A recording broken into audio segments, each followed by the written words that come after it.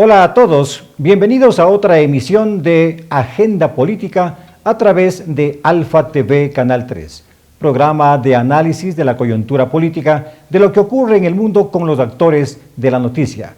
Esta semana tenemos como invitado al ministro de Economía y Finanzas, el economista Mauricio Pozo, a quien saludamos y le damos la más cordial bienvenida. Buenos días, muchas gracias por la invitación, Francisco, siempre a la orden. Ecuador no es la excepción de lo que ocurre en el mundo. La crisis sanitaria, la crisis económica y la crisis social. Ecuador ve ahondados sus problemas económicos con la pandemia del COVID-19. Quiero preguntarle y pedirle que haga un análisis de este panorama económico. Bueno, cuando se inició este año, en el primer trimestre, a inicios de marzo realmente, recordemos que el gobierno anunció un programa para tratar de bajar el problema del déficit y algunas decisiones de ingresos y gastos. Recuerdo que la cifra en ese momento de lo que podía rendir esas medidas eran de aproximadamente 2.250 millones de dólares. Pero el país ya venía arrastrando un periodo de estancamiento económico de 4 o 5 años. Eso significa que ya estamos en una situación complicada. Y claro, inmediatamente se produjo la pandemia y el confinamiento en la segunda quincena de marzo. Y esto obviamente lo que provocó es una profundización del problema. Es decir, en primer lugar, un ahondamiento, una profundización de la recesión económica. Todas las secuelas que conlleva esta realidad, es decir, el problema del incremento del empleo y los problemas obviamente sanitarios que eso conllevaba, en una coyuntura donde el Ecuador entra a esta realidad sin defensas, sin reservas internacionales, sin ahorros fiscales, sin espacio para poder emitir deuda, es decir, una situación bastante complicada. En esa realidad, sin apoyo internacional, habría sido muy difícil flotar. Ni siquiera le diría poder hacer lo que se ha podido hacer y lograr lo que se ha podido lograr, sino probablemente los impactos en términos de actividad económica y los impactos en términos de empleo habrían sido mucho más rudos, mucho más rigurosos, no rigurosos, sino fuertes contra el país de lo que ya han sido a pesar de esto. En ese sentido, el gobierno inició un nuevo programa y empezaron a adoptarse algunas decisiones. Fuera del programa con el fondo, recordemos, ya se tomó, por ejemplo, la decisión de una ley de apoyo humanitario. Esa ley, a mi criterio, ayudó a que el acuerdo entre las partes como concepto nos permita paliar de alguna manera el impacto de la crisis en términos de producción, en términos de empleo. Yo no digo con esto que no haya habido problemas, lo que estoy diciendo es que habría sido peor. Uno, dos, la ley de ordenamiento de las finanzas públicas. ¿Para qué? Para que en un proceso hacia adelante el impacto de esto y la coordinación con los otros actores de la esfera de las finanzas públicas, es decir, fuera del gobierno central, se adapten a ciertos principios de responsabilidad fiscal, equilibrio, endeudamiento, temas de balance fiscal primario y global, etcétera. Entonces, esas acciones se adoptaron sin el acuerdo con el fondo. Vino el acuerdo con el fondo y vino la renegociación de la deuda. Ambos actos han significado una inserción mayor del Ecuador afuera y el apoyo de recursos para poder paliar la crisis. Entonces, a mí me parece que esas acciones que desarrolló el país han ayudado mucho, pero esto, Francisco, no es un tema de que como ya renegociamos la deuda y ya se firmó con el fondo y ya se hicieron las otras, me siento a esperar ver cómo pasan las cosas. Esto es de una acción de todos los días. O sea, todos los días hay que defender el programa. Todos los días hay presiones por salirse del programa. Todo el mundo pide recursos para cualquier cosa. Inclusive yo diría, no hay como que no se ve la profundidad del problema y parece como que no ha pasado nada y le siguen pidiendo y presionando al ministerio para que entregue fondos que no tiene. Entonces hay que defender el programa sobre la base que está construido y ese es mi primer y gran objetivo, perseverar, profundizar en lo que haya que profundizar, pero mantener a flote el programa económico, el acuerdo internacional para poder entregar una economía caminando cuando se terminen estos meses que queda de la actual administración. Esa es una parte del trabajo que queremos hacer. Puedo explicar también las otras aristas o los otros ámbitos sobre el cual quiero desarrollar mi función. Y claro, luego de este análisis, el Fondo Monetario Internacional ha entregado créditos o compromisos de créditos a nuestro país. Queríamos preguntarle, economista Pozo, ¿comparte usted las sugerencias contenidas en este acuerdo con el Fondo Monetario Internacional sobre el alza de 3 puntos al IVA, revisión del IVA a la tercera edad, a las universidades y al impuesto a la gasolina? ¿Cuál es su opinión? A ver, para empezar por la última parte, recuerde usted que ya hay un sistema previo, de acuerdo con el fondo, donde los precios de los derivados fluctúan en una banda de fluctuación de un 5%, ahora atado a lo que pase con el mercado internacional. Entonces ya hay un sistema que se ha avanzado, que a mi criterio no es perfecto, pero va en la línea correcta, donde lo que pasa en el mercado determina lo que pase con los precios en el mercado interno. Eso ya está funcionando. Obviamente eso hay que seguir avanzando en el sentido de qué pasa con la libre importación de derivados. También se ha habido esa posibilidad, pero todavía existen problemas para que eso en la práctica pueda funcionar. Entonces algo hemos avanzado en esa línea. En segundo lugar, lo del tema del IVA, esto es un tema que no puede ser analizado de manera individual.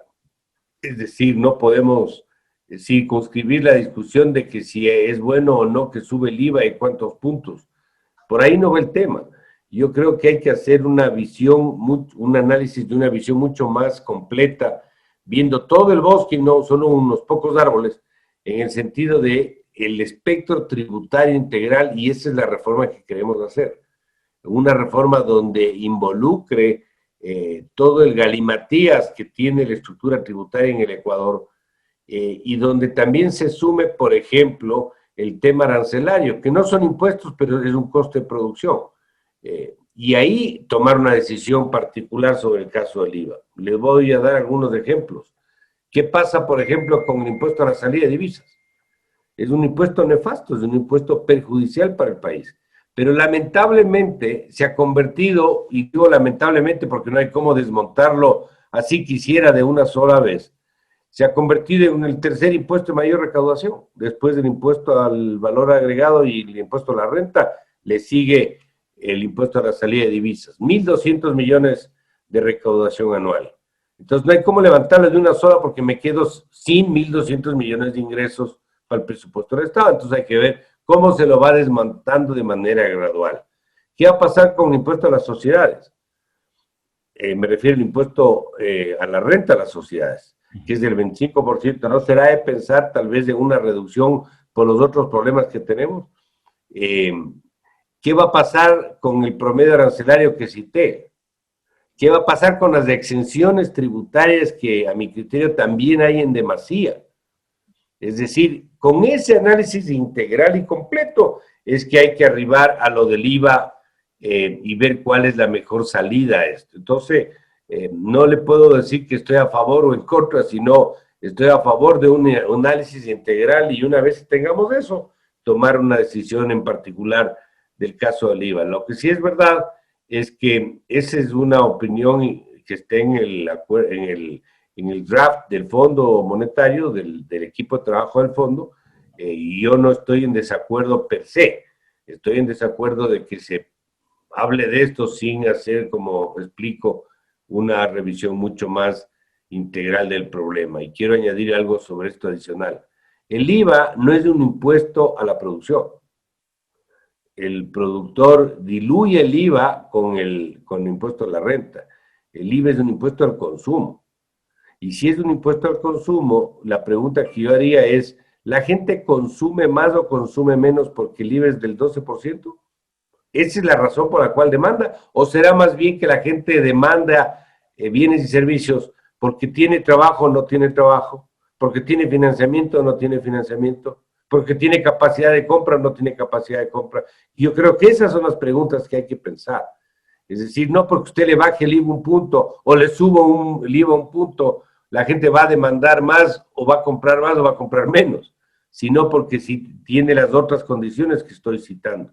Entonces, en ese ámbito hay que entender una eventual revisión al IVA en su momento, que por cierto este año no se lo va a adoptar. Eso va a ser finalmente una decisión de una siguiente administración. Los organismos multilaterales, dígase Fondo Monetario, Banco Mundial, han ofrecido préstamos al Ecuador para paliar un poco la crisis económica sanitaria que vive el Ecuador, más allá de lo que viene arrastrando luego del último gobierno. Ministro Pozo, ¿cómo utilizará usted los fondos que están por llegar a territorio ecuatoriano?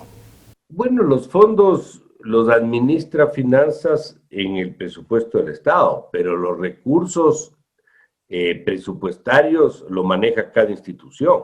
Cada institución tiene su presupuesto, tanto para gasto corriente, tanto para gasto de inversión, tanto para estos proyectos, tanto para estos otros. Entonces eso ya está normado, pongámoslo así. Lo que pasa es que muchas veces piden por encima de esos valores y además a veces está presupuestado pero no hay la liquidez.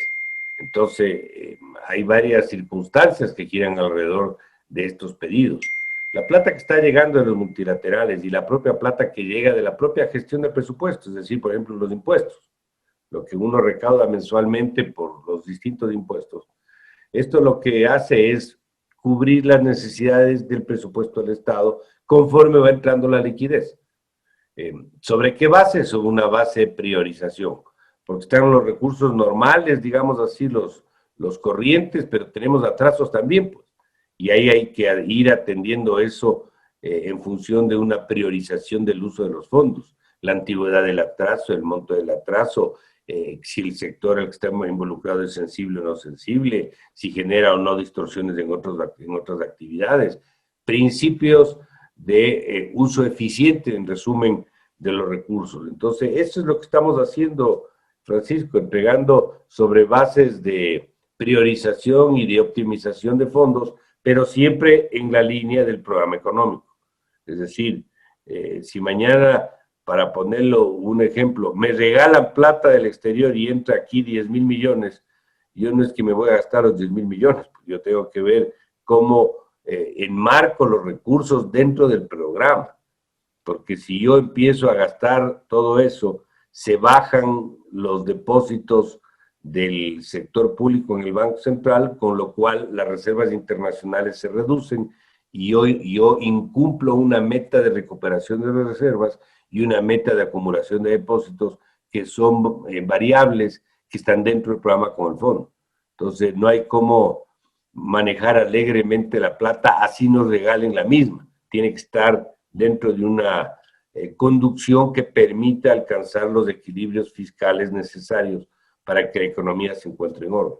Esta es Agenda Política y estamos en un diálogo franco y abierto con el economista Mauricio Pozo, ministro de Economía y Finanzas.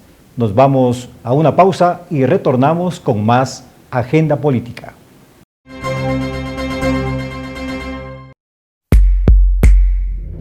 Ahora, Alfa TV lo puedes ver a nivel nacional e internacional. Gracias a Channel Plus, nuestra plataforma digital. Ingresa desde tu celular a Play Store. Busca Channel Plus, presiona instalar, abre la aplicación, presiona Premium e ingresa a Alfa TV. Y listo, así de fácil. Ya puedes ver toda nuestra programación desde cada rincón en que tú te encuentres. Alfa TV a nivel nacional e internacional por Channel Plus. llévanos contigo siempre.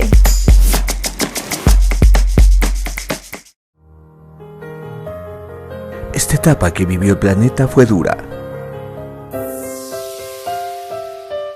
Pero las personas positivas se caen, se levantan, se sacuden, se curan los raspones y dicen, ahí voy de nuevo. Poco a poco regresamos. Y sí, nada será igual, pero juntos lo lograremos. Alfa TV te extiende una mano y espera la tuya para reactivar tu empresa, tu negocio, tu emprendimiento. Anuncia en nuestro canal de cable y medios virtuales. Es hora de reinventarnos. Estamos abiertos a mostrar con creatividad y optimismo tus iniciativas, productos y servicios. Contáctanos.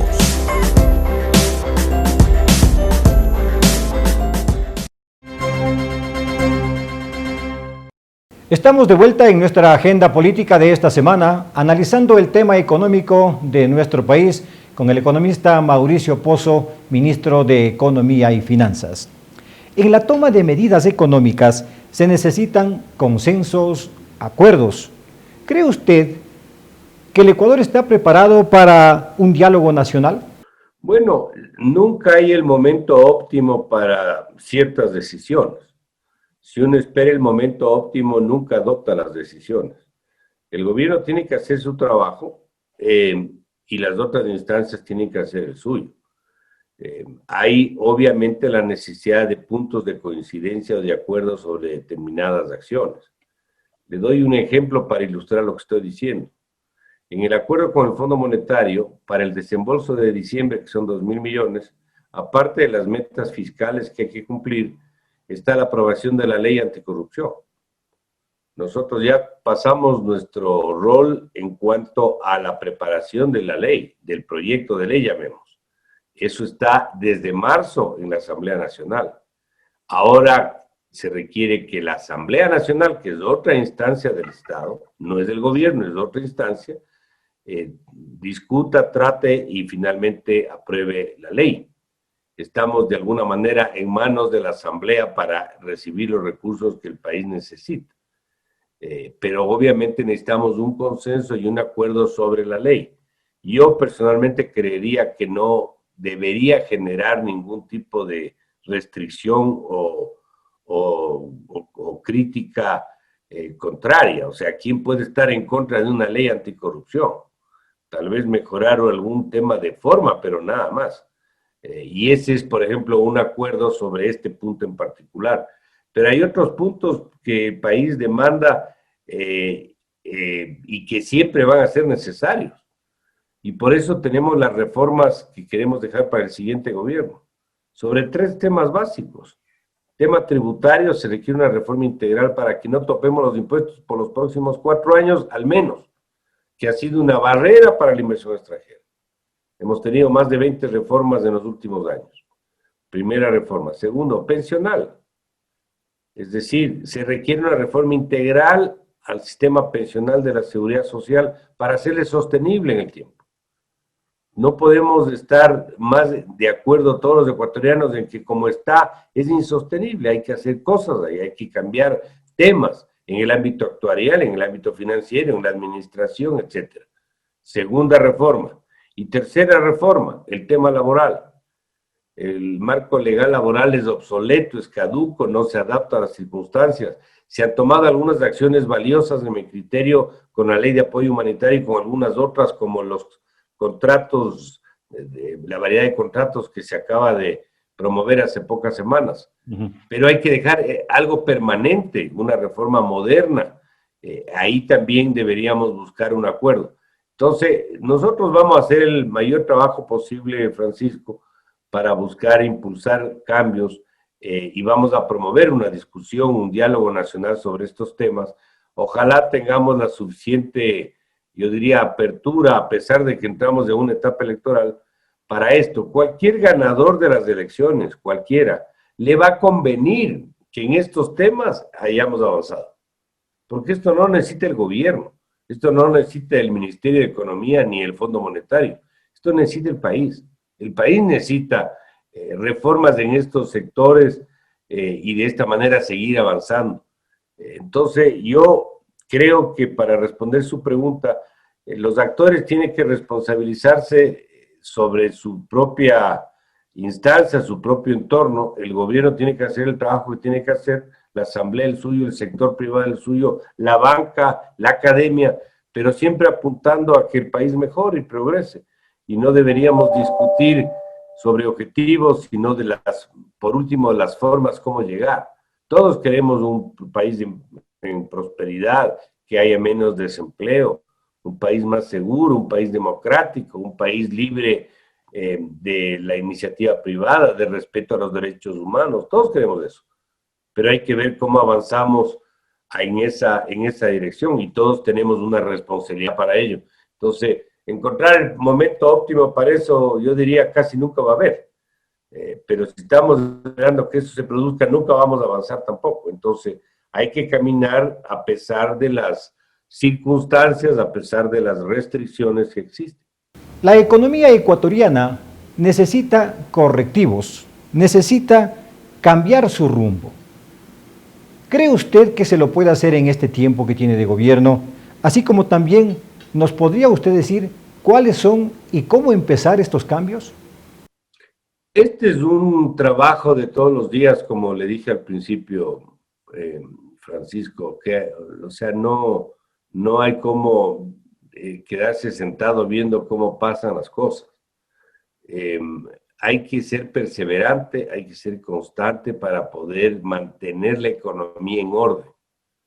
No es como pasar un examen que ya pasé, me gradué y me dieron mi título. No. Hay que todos los días hacer las cosas para mantener el título, digamos así, activo, en funciones. Hay que todos los días hacer el esfuerzo porque la economía no se descarrile. Entonces, eso es un tema que todos los días, todo el gobierno y los actores tienen que trabajar en esa dirección. Nosotros, desde el punto de vista de lo que debemos perseguir, hay que tomar correctivos sobre cosas que hemos avanzado poco, para responder su pregunta. El tamaño del Estado sigue siendo excesivo, sigue siendo sobredimensionado, sigue siendo obeso. Los correctivos que se han dado son importantes, pero las magnitudes que nos falta por recorrer también son grandes todavía. En ese sentido, por ejemplo, el presupuesto del 2021, que para un año electoral, de acuerdo a la ley, es el prorrogado del año previo, pero el prorrogado sobre la base del presupuesto elaborado, no, sino del codificado, o sea, del que se aplicó, del real, puede darnos un espacio para ajustar a un valor que sea mucho más sostenible en el tiempo. Recuerde que el gasto público fue del 21% del PIB hasta el año 2006. En 2014 este llegó a representar el 44% del PIB, una barbaridad. Y ahora estamos más o menos en el 38%. Ahí la grasa todavía existe. Tenemos que seguir en esa ruta. Y para ver un poco lo que tendremos que ajustar, el presupuesto, como explico, del próximo año es una alternativa para poder seguir esa línea. Si nosotros no hacemos esto, es mucho más complicado pelear contra el déficit fiscal y la deuda, porque el déficit fiscal y la deuda es una consecuencia de un Estado sobredimensionado donde los ingresos no alcanzan a cubrir los gastos, así de simple. Entonces, si no podemos endeudarnos, podemos acordar cosas para cubrir el déficit, pero lo que estamos haciendo es eso, cubriendo el déficit, financiando el déficit, no estamos resolviendo la raíz del problema. Entonces tenemos que ir resolviendo la raíz para que las manifestaciones, los síntomas del problema vayan siendo mejores. Vaya mejorando el perfil de la deuda, vaya mejorando las magnitudes del déficit, etc. Entonces, hacia allá también tenemos que empezar a introducir los correctivos, y los otros correctivos son con las reformas que cito. Por cierto, que no son las únicas. Hay que avanzar en otras reformas también, pero por lo pronto esas son las que tenemos en carpeta, adicional a los cambios al Código Monetario y Financiero, que también es parte del programa y que estaremos impulsando a finales del mes de diciembre y principios de enero. Estamos dialogando con el ministro de Economía y Finanzas, Mauricio Pozo, sobre el tema económico de lo que ocurre en nuestro país. Ministro Pozo, para cerrar este diálogo, y agradecerle una vez más por su comparecencia ante los televidentes de Alfa TV Canal 3. ¿Qué prevé hacer en los 7 meses que le resta a este gobierno? Bueno, yo diría, me he puesto 3 objetivos fundamentales. El primero, que ya lo expliqué de alguna manera, que es perseverar en el mantenimiento del programa, el acuerdo con el fondo, corregir los problemas, ser constante en esa línea. Y eso significa fortalecer la propia dolarización, primer tema. Segundo tema, el Ministerio de Economía ha sido de Economía y Finanzas, pero más de finanzas que de economía.